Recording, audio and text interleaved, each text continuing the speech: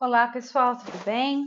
Vamos dar continuidade, então, ao nosso quarto módulo aqui da semana 4, e nós estamos trabalhando durante essa semana o conteúdo de adaptação, tá?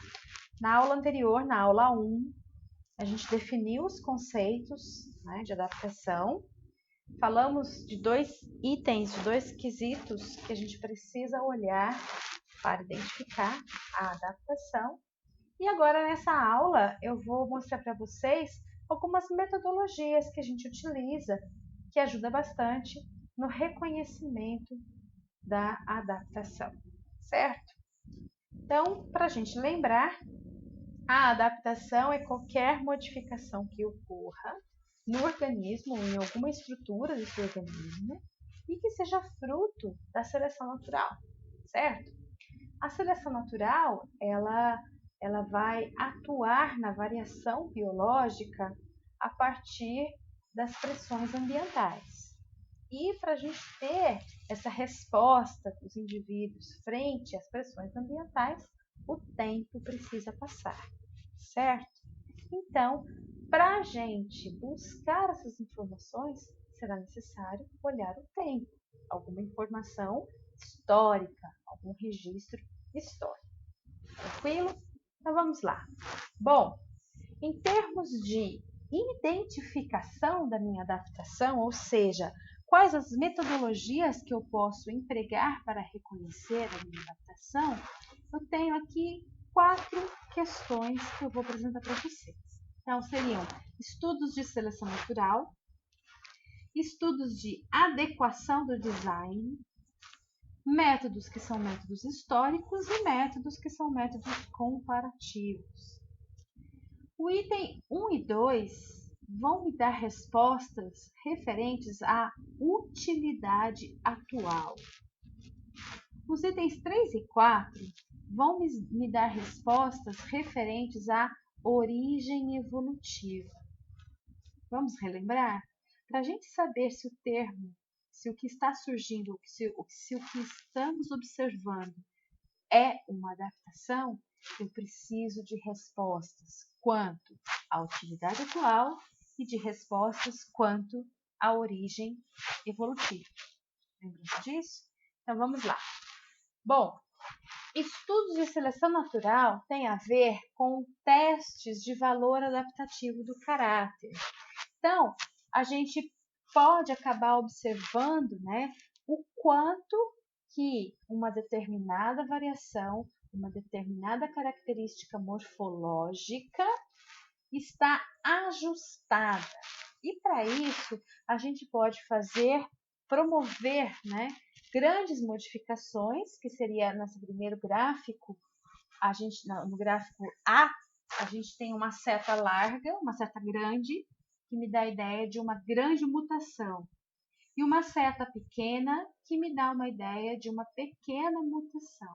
Então, se a gente promover uma grande modificação e a resposta com relação à grande modificação na estrutura for algo que ainda assim me traga alto valor adaptativo, isso significaria dizer que a probabilidade é de que esta tal estrutura em análise não está no seu máximo do fitness, não está no seu máximo do ajuste ou da sua adequacidade com relação ao ambiente, tá?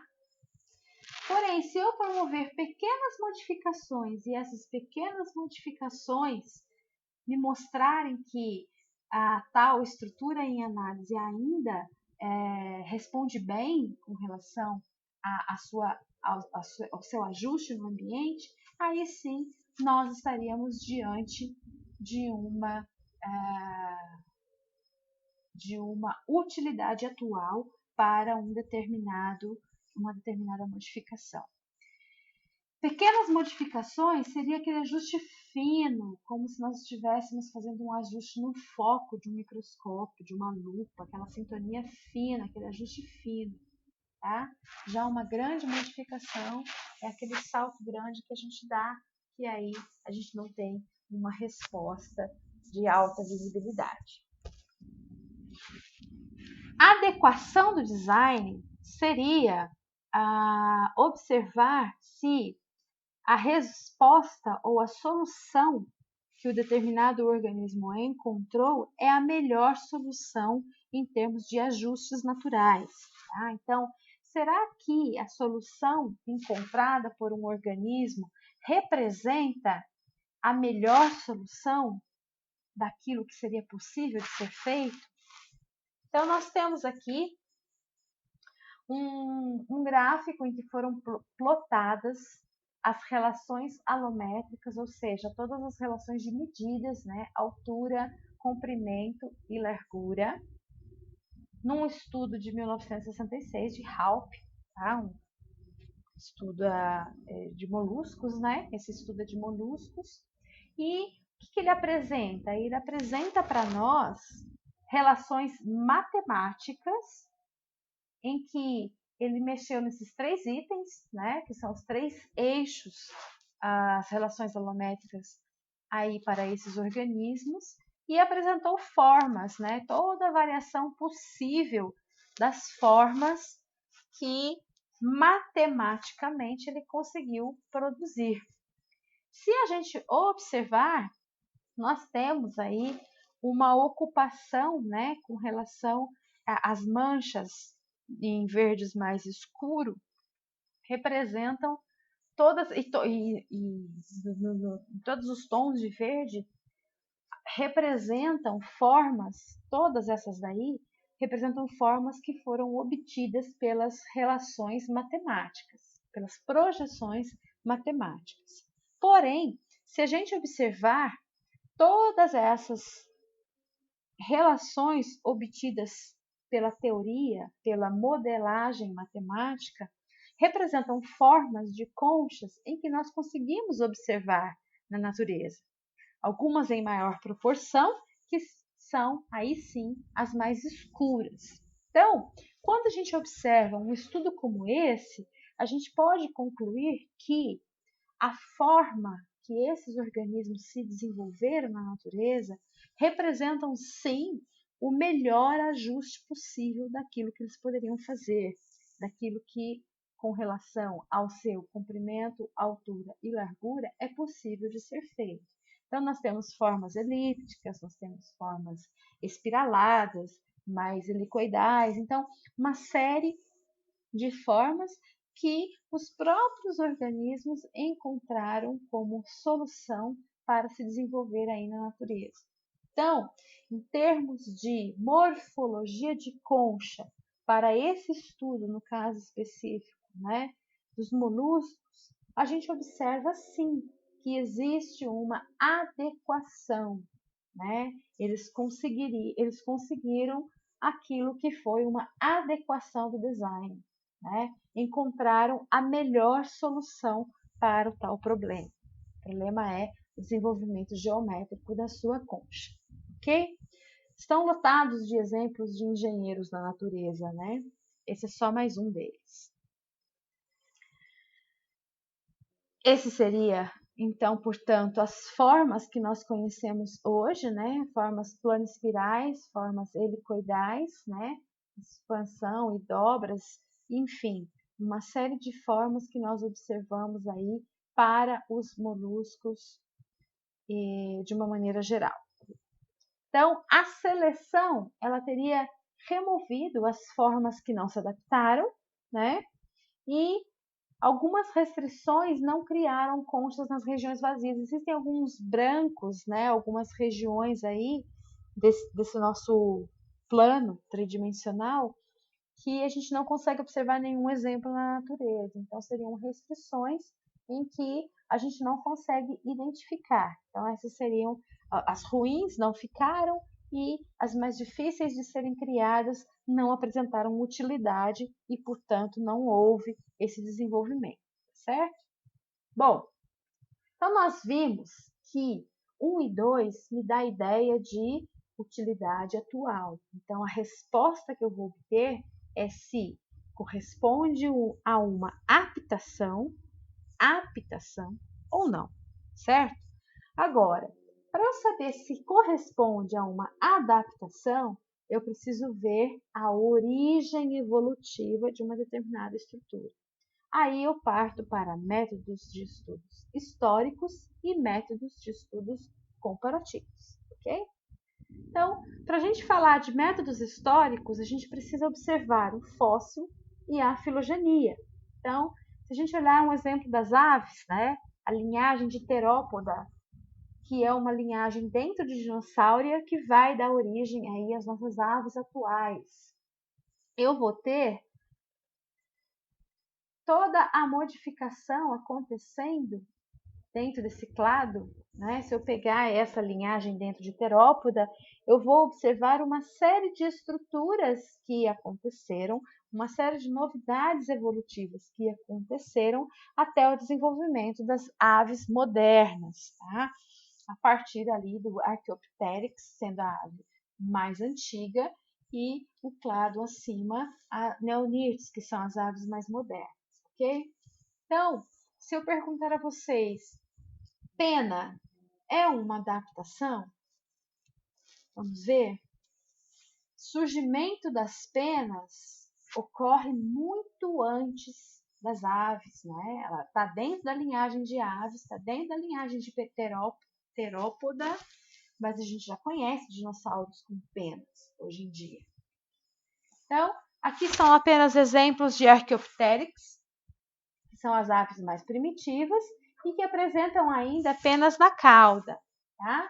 Existem vários estágios evolutivos para o desenvolvimento das penas. Então, a gente tem uma pena que seria constituída por um cilindro oco, e esse estágio seria apenas uma pluma, digamos assim. E nós conhecemos, né, dinossauros que são dinossauros plumados.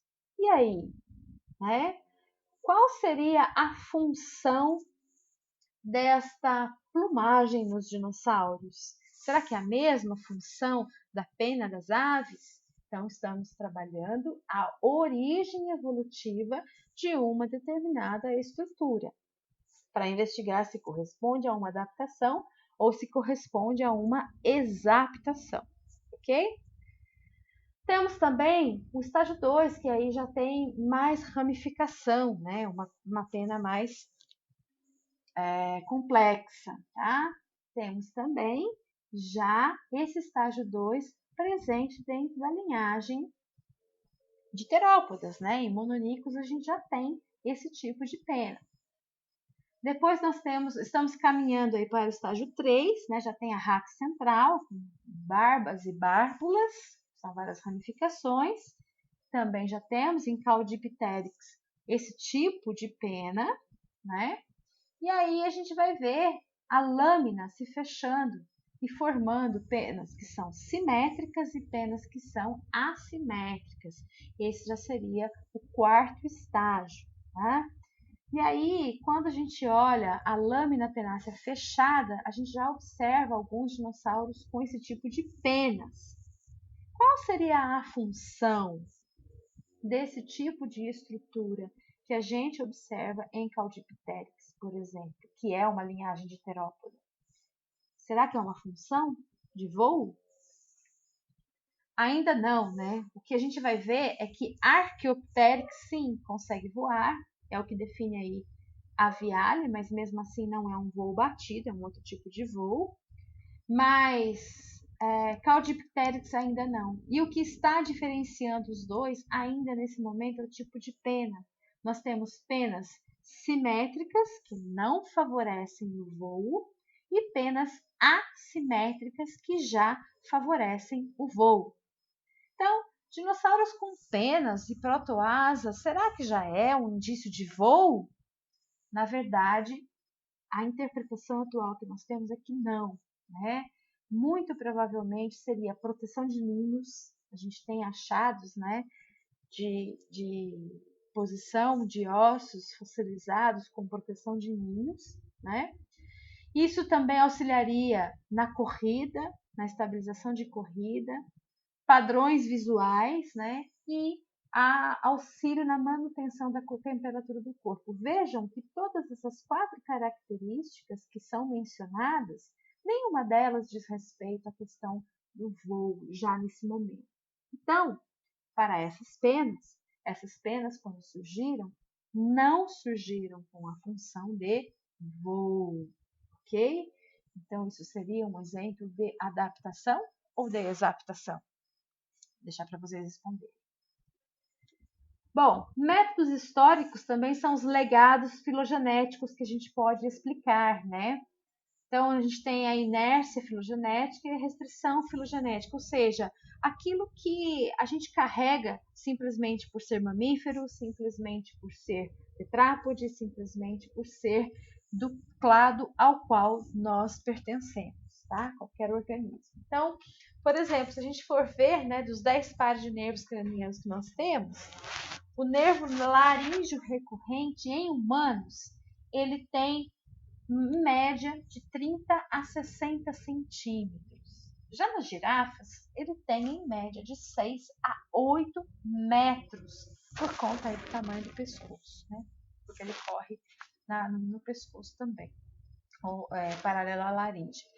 Será que não é muito dispendioso em termos energéticos construir um nervo, 8 metros de nervo? Né? Obviamente que sim, né? O custo-benefício disso nem sempre encerra num balancete energético, porém, acaba-se que isso se reflete e é mantido por conta da inércia filogenética, né? É a própria filogenia que acaba mantendo isso dentro das linhagens, ok? Então, a gente também pode olhar a filogenia. Bom, e por fim, né, o último método que nos ajuda a identificar a questão aí da origem evolutiva é exatamente fazer comparações, né? Existem espécies que ocupam ambientes muito semelhantes, porém, muitas vezes essas espécies não são tão aparentadas. Mas pelo fato de desempenharem funções similares no ambiente, acabam desenvolvendo morfologias que são semelhantes, né? Se a gente for ver nesse quadro, por exemplo, eu tenho uma série de diferentes nichos e para cada um desses nichos ecológicos, eu tenho um exemplo de um mamífero placentário e de um mamífero marsupial. Tá? Então, eles não são da mesma família, eles são distintos, mas por conta do seu nicho, da sua ecologia, a gente acaba observando semelhanças entre esses grupos. Tá? Este é um processo evolutivo, um processo que nós chamamos de convergência adaptativa. É quando os organismos acabam desenvolvendo morfologias semelhantes por conta aí do seu ajuste ao ambiente, tá? E aí, neste caso, isso não é um reflexo de uma inércia evolutiva, de uma filogenética, né? De uma herança filogenética, mas sim de um melhor ajuste e desempenho no ambiente, ok? Temos vários exemplos, como aqui, né, mosassauros extintos já, mas com essa anatomia a gente acaba inferindo que o melhor ajuste seria o hábito de nadar, né, porque é uma forma muito hidrodinâmica. Essa seria a reconstrução dos mosassauros, certo? Bom, com esses 4 tipos de métodos, a gente consegue reconhecer a adaptação e vale lembrar que adaptação, para ser adaptação, nós temos que ter utilidade atual e a mesma função desde o início do seu desenvolvimento, desde a sua origem, a mesma função. Se mudou a função ao longo do tempo, aí não será adaptação e sim exaptação, ok? Bom, alguns cuidados que eu quero chamar a atenção de vocês. Não podemos assumir que toda característica de um organismo seja uma adaptação, ou seja, que tenha sido definido por seleção natural para a sua função atual. As adaptações potenciais devem ser testadas como qualquer outra hipótese científica, certo? A adaptação é um fenômeno real, observado em populações naturais e com vários exemplos conhecidos. A seleção natural, ela trabalha na variação da população. Ela não cria novidade, ela trabalha naquilo que já existe. Então, escolhe aquilo que já existe. E nem todo caráter que vemos é uma adaptação perfeita. A adaptação é o resultado de interações complexas entre seleção natural, limitações filogenéticas, o ambiente presente, bem como outras forças evolutivas. E essas outras forças evolutivas a gente vai falar mais pra frente, tá bom? Um grande abraço e até semana que vem.